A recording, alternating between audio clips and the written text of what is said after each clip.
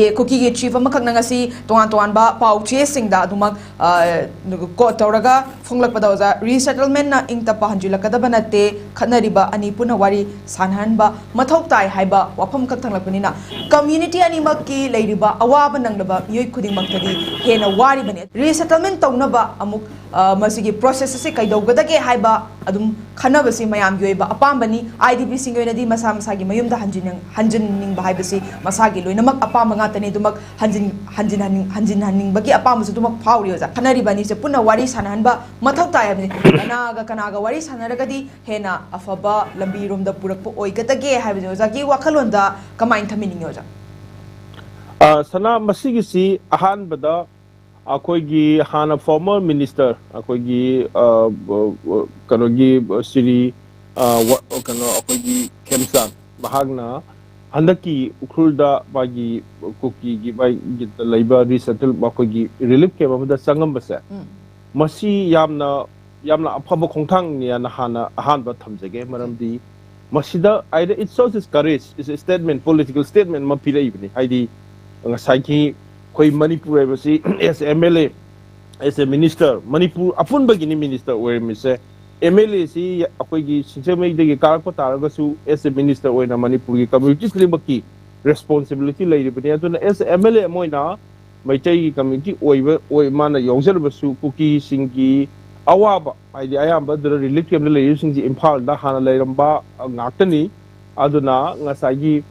makoi gi awaba se aidi community gi leader atop amana aidi hana KUKI masen wadi sanaba aduga KUKI MLA mayam singna makoi awaba tabadudi hana mamangda itho lai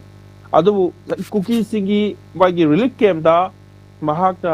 ukulda saluraganda magi paramoina maki praja amani haidra mangna changan base masina taibasi kaino hai kanda akoi jati bijati KUKI maitai haidra khaidoktan leibi abanate adu Manipur bis amatani Manipur gi leiba furup mayam singse masigi responsibility se aigi constituency khak nate aikoi Manipur gi apun bagi constituency asigi responsibility ma lei haibigi wafam da bahang lakpani haina khali adu masi yamna courageous oiba id ngasai gi risk factor oiribani samna haibada aikoi gi Manipur da aikoi gi community ama hek lakpa matam da madu lakpa yadi hainaribado bahangna ngasai gi masi gi changa kanda adu changa matam da su video da uriba laiba mayam singna yamna harauna taramna ngasai gi akoi da asama aidi akaram kanda aigi yumda hanba phangadagi imphal na hanba phangadagi chosampu da leiba sing nasu aikoina karam ka hanba phangada haibagi wakhanji sahi ani makhai ahum si wana le pa matam da sigi peaceful atmosphere ma laba matungda aikoi sumaina Manipur gi aduma minister amaka oiramba amakhang la ame haibasida relief camp da leiba mi hi maithong da makhoi da harau ba makhoi da nungai ba aduga makhoina wa ka yamna nungai na phongdorok podo madu video na sakini madugi witness na sakini historical oiba pot na makakni masumaina aikoi gi leiba MLA khudimangna minister oirma khudimangna masigi responsibility se lawwa ma changi na khali aduga siri kemsana bahagna KUKI gi relief camp da leiba dumaina aikoi Manipur se thugai ge Manipur kahan gani haidana akoi gi lepau hawki aduga leiba akoi gi mayam singsna irang sina leigi taraga su siri lepau hawkip su hana sports minister oiramdana Manipur gi yamna achouba development da leingakta achouba daita lorok misa ama khakni adumaina adu akoi KUKI singi MLA mayam singi yauri aduna mamang da su aikoina sahi 1972 dagi na ngasi phawta state rule laba matung da party singi aduga KUKI singi achouba role ama yauduna Manipur haibase akoi apuna lengang mina ibanina Hazik laiba MLA tara sina akoi gi nongmoi chindon da KUKI lalobo singna makoi bu phadana nampudara makoi na kari ngangani makoi na kari tawgani haidana dictate tawba taraga su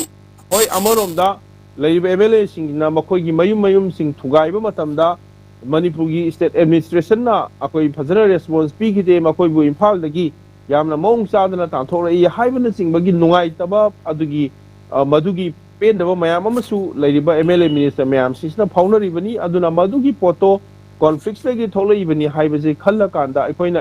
Manipur se kaiba haibase dikasu oithoi maramdi Manipur gi maitai even community mayam sing yaudrabawta Manipur gi laiba maitai singna hingi makhai di akoi se paktakna na Bharat Sarkar na KUKI lalo singa support tawraga akoi se genocide tawdana Maitai Mayam Sing Loin Maktum na Hat Kagadi Kangde, Ado Maitai Sing the hanging Idadi, Manipur Hibase, Laiba, Akui Iram the Manipur, Sing Laibak, Manipur Say Lising Ta, Kundagi Hena, Iram Damsida Sarok, and Iram Damsida, Horaiba Akoi Maset Taba, British Sememba, Magi policy di Makada, Madiba Sakagi Tongan, divided rule Makada, Akoi Tugai by Basidi, or Tokti, Haibasi, realized Dominara Kanda, Laiba Kuki, everything Adunasu, Maitei Labor relief camps in the Laktana, Makoi Awana, Hangbiraba, Hadmasima Tautai, Aduga Sotam Puda, Akoi Tasegna, Ihan Hanba Megitang Ahumda. Aikoi Sutam Puda, attack over more the attack over, Iko, attack over Mayam, the Matuki MLA Mayam, Kuki MLA Mayam, Sindoka Dolo,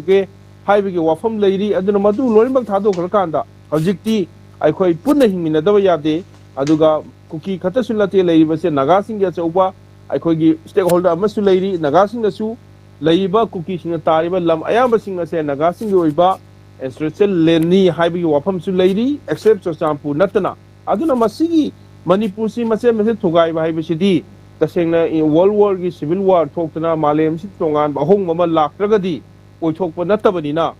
natragana maitei mayam si tumna loima hat ki haibadudi any force amna ngamdabanina masigi posidi agasu madu yaroi haibasi khangagadi aikoi punna kamdauna sakhut minagadagi haibe wakalon sida la akanda kuki MLA mayam singsu Imphal da hajik laaga makoi mayam singna tana tingnaba yare mayam di hajik thadau gi NP Lusingba Mayama, Michael, Amatongan Bukaya, Imphal, the Laitana, Hajik freely moved to the Natawama Tamda Kanana, so came to Highway